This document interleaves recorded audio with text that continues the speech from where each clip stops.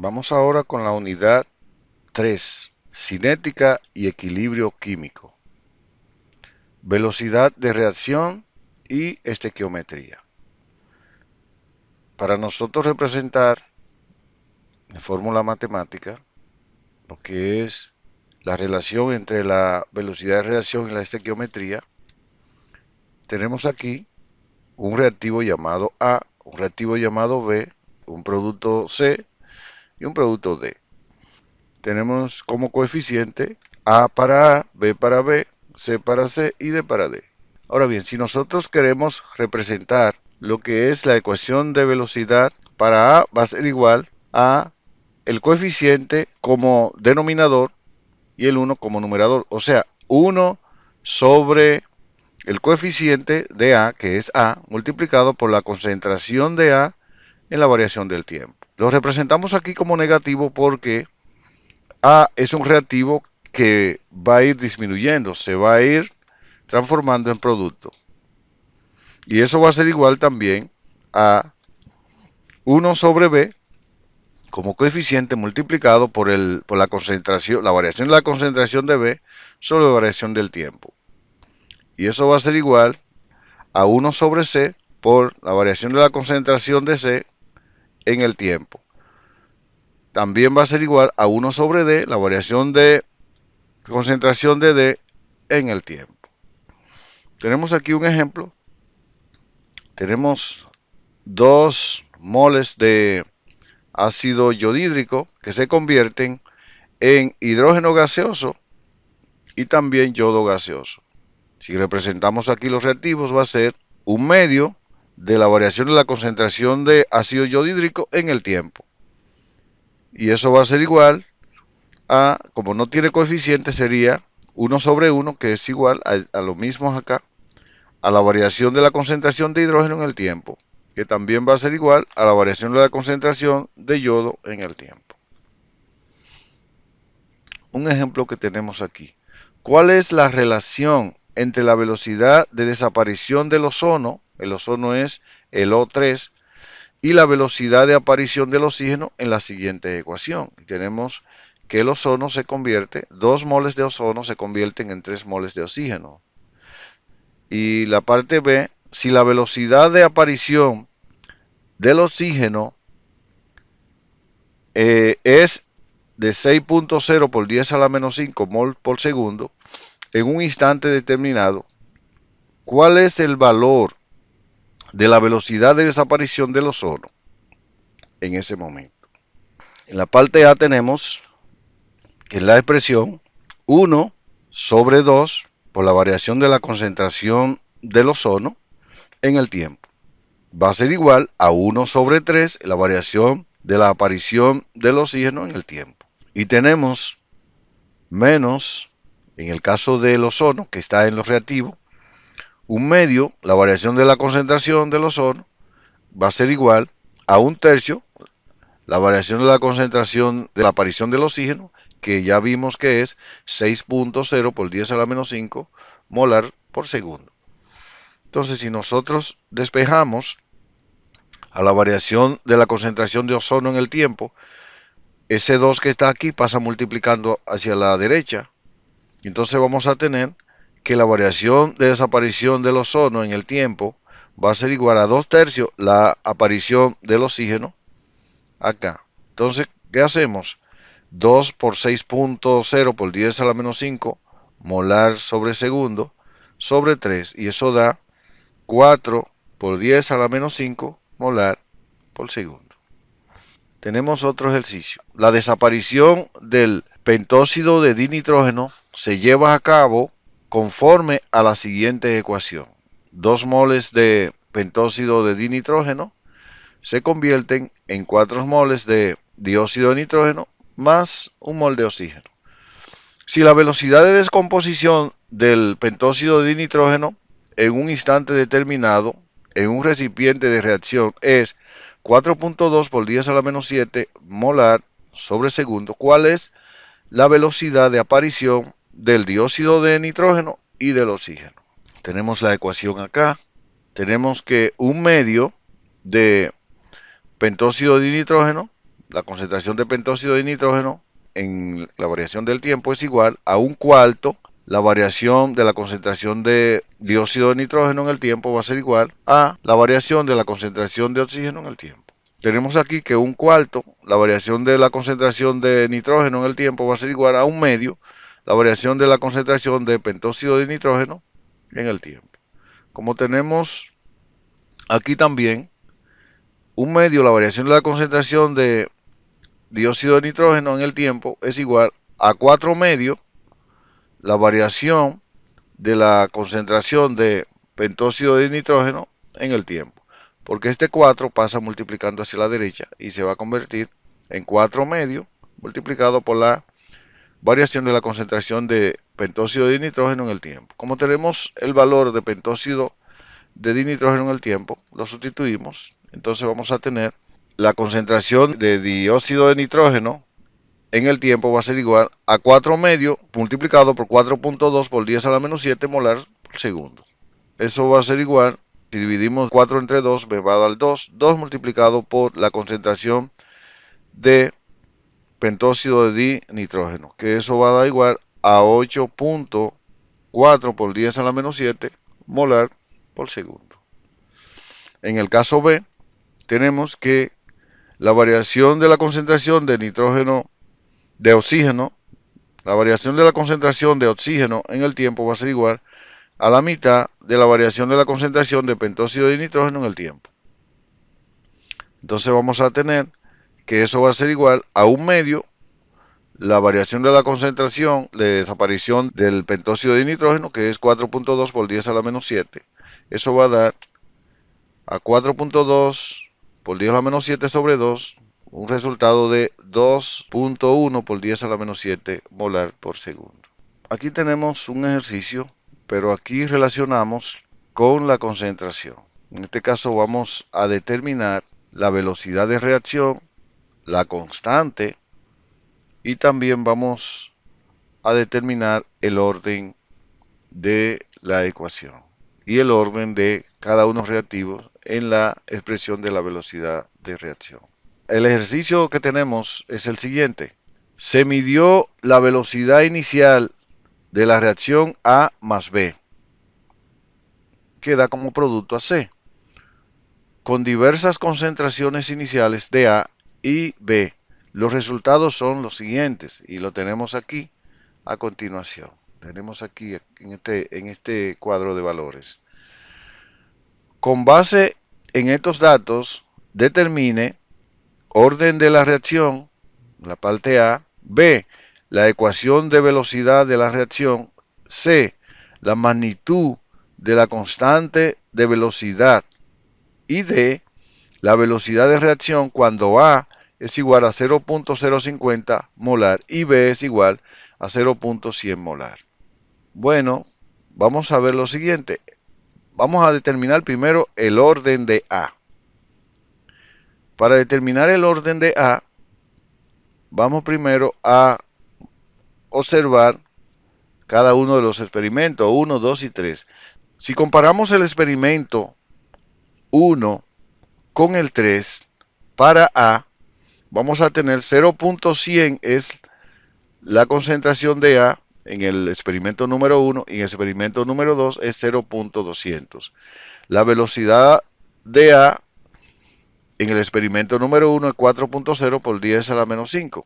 Y en el experimento número 3 es igual a 16.0 por 10 a la menos 5. Sin embargo, la concentración de B en el experimento número 1 y en el experimento número 3 es invariable, se mantiene constante. Entonces, ¿qué vamos a tener? La velocidad en el experimento número 3 dividida la velocidad en el experimento número 1 es igual a 16.0 por 10 a la menos 5 molar por segundo sobre 4.0 por 10 a la menos 5 molar por segundo. Estamos utilizando los datos de los experimentos 1 y 3. Cuando hacemos esa división, eso es igual a 4. Entonces, con relación a la concentración de A en el experimento número 3 es de 0.200 molar. Lo vamos a elevar a m porque queremos determinar el orden que es m. Y lo multiplicamos por una constante. O sea, la constante por la concentración en el experimento número 3, la constante por la concentración de A en el experimento número 3, elevado a m, que va a ser el orden. Eso lo multiplicamos por la concentración de B en el experimento número 3 elevado a n, que va a ser el orden del caso B.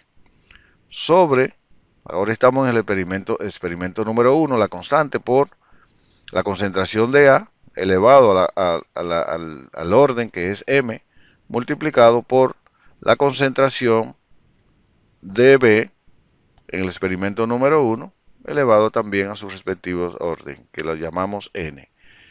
Obviamente, las constantes son iguales y se tachan. Y la concentración de B viene siendo igual, también se tachan. Si dividimos 0.200 entre 0.100, eso va a dar 2. Necesitamos 2 elevado a la m. Ahora, ¿quién es m? M es un número que elevando a 2, si elevamos a 2 a m, debe dar 4. Entonces, un número que debe ser m, que al elevarlo a 2 a dicho número me dé 4, es el 2. Por tanto, para A, el orden va a ser 2. Vamos a buscar ahora el orden para B.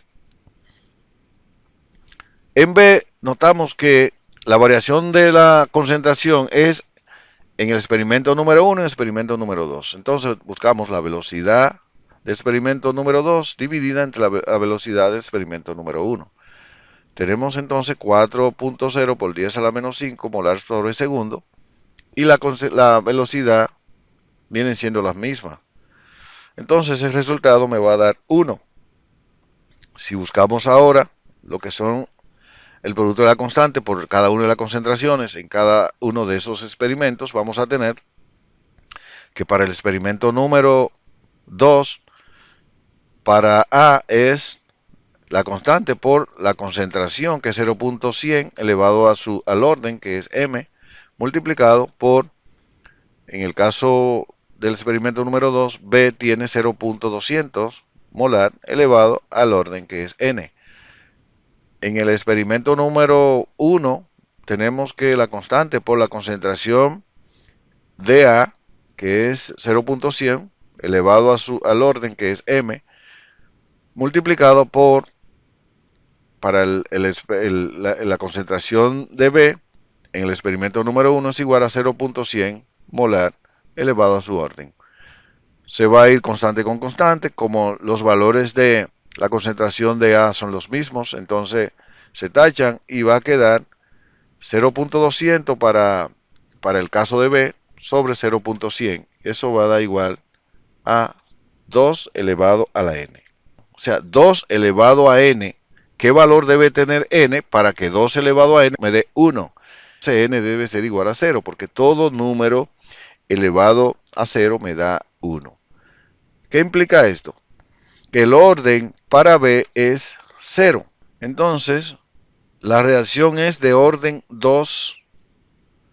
Tenemos la velocidad de reacción va a ser igual a la constante por el reactivo 1 elevado a su orden por el reactivo 2 elevado a su orden también. Le llamamos al reactivo 1 A y al reactivo 2 le llamamos B. Entonces la parte B, la expresión de la velocidad, la parte B, que lo que me pide es la velocidad, la ecuación de la velocidad de reacción va a ser igual a la constante por la concentración de A elevado al orden de A, que es m, por la concentración de B elevado al orden, que es n. Sin embargo, nosotros sabemos que el orden de B es 0. Por tanto, el resultado va a dar que la ecuación de la velocidad va a ser igual a la constante por la concentración de A elevado al cuadrado, porque el orden de A es 2. Entonces podemos continuar con C, que me pide que calcule la magnitud de la constante de velocidad. La magnitud de la constante de velocidad va a ser igual a la velocidad sobre la concentración de A elevado al cuadrado. Ahora bien, si nosotros tomamos el experimento, podemos tomar cualesquiera de los experimentos. Vamos a tomar el 1. La velocidad en 1 es 4.0 por 10 a la menos 5 molar por segundo. Si dividimos entonces en el experimento 1 a elevado al cuadrado, que es 0.100 al cuadrado, obviamente vamos a tener un m elevado al cuadrado aquí y m. Una m de aquí se va a ir con otra m de aquí, que me va a quedar una m de acá, porque esta m está al cuadrado. Entonces, una m al cuadrado y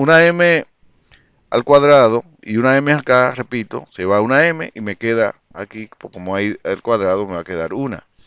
Esa m que está dividida aquí abajo se puede expresar como m a la menos 1. Y ese segundo que está dividiendo aquí también se puede expresar como segundo a la menos 1. Entonces el resultado va a ser 4.0 por 10 a la menos 3 molar a la menos 1 por segundo a la menos 1. Ese es el resultado de la constante. Ahora, con ese valor de esa constante, entonces yo puedo determinar la velocidad de la reacción cuando A es igual a 0.050 y B es igual a 0.0100. Vamos a tener que, para determinar la velocidad con los valores que tenemos en el pedido D, es la constante por A al cuadrado. Entonces, vamos a tener que la velocidad va a ser igual a 4.0 por 10 a la menos 3 molar a la menos 1, segundo a la menos 1, que es la constante que determinamos, multiplicado por la concentración de A que me están dando, que es 0.50 elevado al cuadrado. Obviamente, se va a ir una m de aquí con otra m de acá y me va a quedar una m. Y segundo se va a quedar a la menos 1. El valor será 1.0 por 10 a la menos 5 molar sobre segundo. Entonces vamos a ver lo que es el equilibrio químico, constante de equilibrio. Para nosotros determinar la constante de equilibrio en una ecuación, tenemos el reactivo A con su coeficiente A, el reactivo B con su coeficiente B, el producto C con su coeficiente C y el producto D con su coeficiente D. Entonces, para nosotros determinar la constante de equilibrio va a ser igual al producto de la concentración de los productos, o sea, la multiplicación de la concentración de los productos elevado cada uno a sus respectivos coeficientes, o sea, lo que está delante de ellos. Me expreso acá. La concentración de C elevado a la C multiplicado por la concentración de D elevado a la D sobre, mejor dicho, dividiendo entre la concentración del reactivo A elevado a su coeficiente A multiplicado por la concentración del reactivo B elevado a su coeficiente B. Esto me da la expresión de la constante de equilibrio. Tenemos los productos, los reactivos y la constante de equilibrio acá. Tenemos un ejemplo. Nitrógeno gaseoso más hidrógeno gaseoso producen amoníaco. Un mol de nitrógeno gaseoso más 3 moles de hidrógeno gaseoso producen 2 moles de amoníaco gaseoso. Entonces, si vamos a representar la expresión de la constante de equilibrio, entonces vamos a tener que va a ser igual a la concentración de amoníaco elevado a las 2 sobre la concentración del nitrógeno multiplicada por la concentración del hidrógeno elevado al cubo. La del nitrógeno no la elevamos porque es 1. Entonces la del hidrógeno sí está elevada a la 3. Y ahí tenemos la expresión de la constante de equilibrio. Hay dos tipos de equilibrio. Equilibrio homogéneo y equilibrio heterogéneo. Vamos a ver primero el equilibrio homogéneo. Para que un equilibrio sea homogéneo, deben estar los reactivos y los productos en la misma fase. O sea, todos deben estar en el mismo estado. En este caso están gaseosos todos. Bueno, pues ya sabemos que para representar la constante de equilibrios aquí tenemos la concentración de los productos elevado a su coeficiente dividido a la concentración de los reactivos elevado a su coeficiente como producto cada uno. Tenemos el dióxido de azufre elevado al cuadrado, el oxígeno no está elevado a ninguno porque tiene como coeficiente el 1. Entonces, tenemos aquí el tetróxido de nitrógeno que se convierte en dióxido de nitrógeno. Los dos son gaseosos, la constante de equilibrio va a ser igual a la concentración del dióxido de nitrógeno elevado a su coeficiente, que es el 2, sobre la concentración del tetróxido de nitrógeno, y no está elevado porque no tiene más que el 1 como coeficiente y no se marca. Vamos a ver aquí ahora lo que es el equilibrio heterogéneo. Se cumple el equilibrio heterogéneo cuando los reactivos y los productos están presentes en más de una fase. Aquí notamos claramente que el carbonato de calcio está en estado sólido y el óxido de calcio está en estado sólido también. Sin embargo, el dióxido de carbono está en estado gaseoso. Por tanto, es un equilibrio heterogéneo. ¿Cómo nos damos cuenta que hay un equilibrio? Nos damos cuenta que hay un equilibrio cuando hay una flecha apuntando hacia la derecha y otra apuntando hacia la izquierda. O sea, hay un equilibrio en esa reacción. ¿Cómo representamos la constante de equilibrio? El producto de la concentración de los productos sobre la multiplicación de la concentración de los reactivos. Aquí podemos notar que lo que está en estado sólido se tacha. Si una sustancia en la expresión de la constante de equilibrio está en estado sólido o en estado líquido, se tacha y solamente van a quedar lo que está en estado gaseoso o en estado acuoso también pudiera ser. Bueno, por tanto la constante de equilibrio aquí va a ser simplemente igual a la concentración del dióxido de carbono. Aquí tenemos otra para determinar la expresión de la constante de equilibrio. Tenemos que la constante de equilibrio va a ser igual al producto de la concentración de los productos elevado a su coeficiente sobre el producto de la concentración de los reactivos. Aquí tenemos claramente que hay dos que están en estado sólido, que son el hierro y el óxido de hierro 3. Entonces se van a tachar, lo tachamos. Y me va a quedar que eso va a ser igual a la concentración de hidrógeno elevado a la 3 y la concentración del agua elevado a la 3. Aquí representamos el agua y lo dejamos porque el agua está en estado gaseoso. Si el agua estuviera en estado líquido, también se eliminaría. Tenemos un ejercicio más. Una mezcla en equilibrio se midieron las siguientes concentraciones. De nitrógeno 3.0 por 10 a la menos 2 molar. De hidrógeno 3.7 por 10 a la menos 2 molar. Y de amoníaco 1.6 por 10 a la menos 2 molar. Calcule la constante de equilibrio para la siguiente reacción. Aquí tenemos los datos, lo habíamos mencionado anteriormente. Entonces la constante de equilibrio es igual al producto de la concentración de los productos, que en este caso son nitrógeno e hidrógeno, elevado a sus respectivos coeficientes, sobre la concentración del reactivo amoníaco elevado a su coeficiente. Si sustituimos los valores, vamos a tener 3.0 por 10 a la menos 2, que es la concentración de nitrógeno, por 3.7 por 10 a la menos 2, que es la concentración de hidrógeno, sobre la concentración de amoníaco, que es 1.6 por 10 a la menos 2. Se elimina la concentración de cada uno de ellos, que es la molaridad, las unidades de molaridad, ya que la constante de equilibrio debe darme un resultado sin ningún tipo de unidad. El resultado es 1.7 por 10 a la menos 2. Entonces pasamos a lo que es el producto de la constante de solubilidad, que es Kps. Es la constante que refleja la solubilidad de un compuesto. Tenemos un ejemplo aquí. El sulfato de bario se descompone en ion bario y también en ion sulfato. Y vamos a tener que la constante para el producto de solubilidad, que llamamos Kps, va a ser igual a, eliminando lo sólido, ¿verdad? Va a ser igual a el producto de la concentración de los iones, sulfato y bario. Aquí tenemos también otro ejemplo.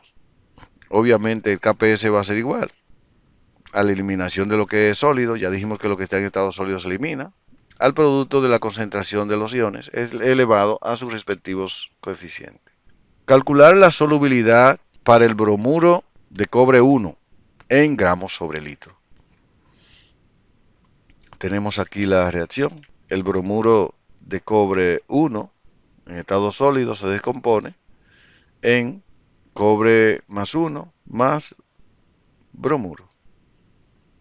La constante de producto de solubilidad es igual a 6.3 por 10 a la menos 9. A cada uno de los iones le vamos a llamar S como solubilidad. Sabemos que el Kps es igual al producto de la concentración de los iones que están como producto. Entonces Kps es igual a S por S, porque le llamamos a cada uno de los iones S y S. Y S por S es igual a S al cuadrado. Entonces nosotros tenemos que S al cuadrado va a ser igual a 6.3 por 10 a la menos 9, que es el Kps. Si nosotros queremos saber quién es S, entonces vamos a sacarle la raíz cuadrada a 6.3 por 10 a la menos 9 y eso da 7.94 por 10 a la menos 5 mol sobre litro. Aquí tenemos la solubilidad molar, que es en mol sobre litro, pero nosotros necesitamos la solubilidad en gramo por litro. Entonces buscamos lo que es la masa molar del compuesto y multiplicamos la concentración molar por la masa molar. La masa molar es 144 gramos por cada mol. Si multiplicamos la solubilidad molar por la masa molar, entonces me va a dar una solubilidad de 0.0114 gramos sobre litro, ya que mol se va con mol y nos queda gramo por litro. Así expresamos lo que es la solubilidad en gramos sobre litro.